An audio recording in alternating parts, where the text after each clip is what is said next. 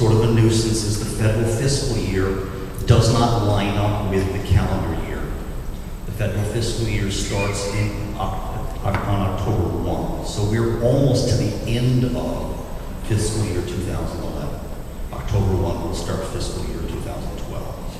So sometimes when you see graphs and charts and they talk about 2010, 2011, it's like, okay, was that calendar 2010 or fiscal year 2010?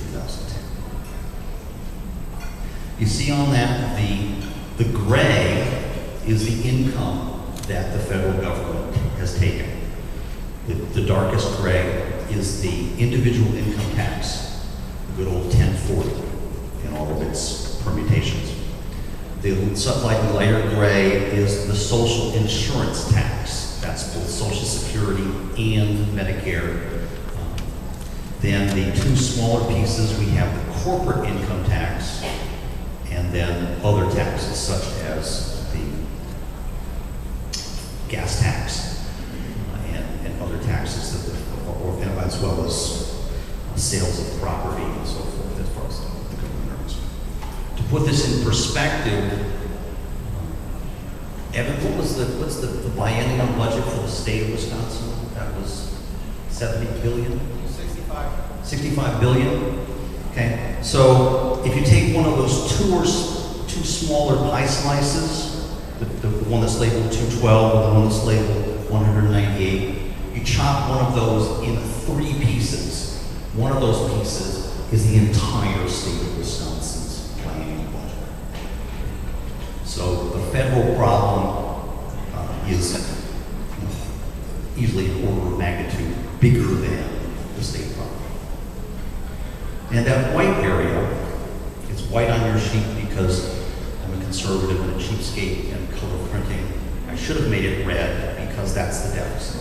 That's the amount we borrowed for 2011 fiscal year. 1,643 billion. There's 9 more zeros after that. If you do the percentages, 43 cents out of every dollar. That's 43% of the total pie is borrowed. If we hit our true debt ceiling, now the true debt ceiling is not the one that we just talked about that was just raised by Congress. Because if you think about a credit card, who determines your credit limit?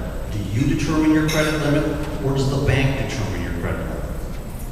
The bank does. That means the people who are lending us money determine how much money they're going to lend us.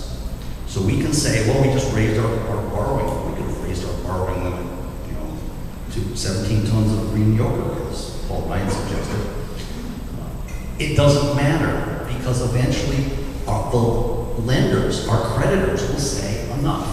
And we don't know when we're going to hit the one true debt ceiling. And when we do, that's it. We're not going to be able to borrow anymore. And once that happens, then 43 cents out of every dollar spent borrowed.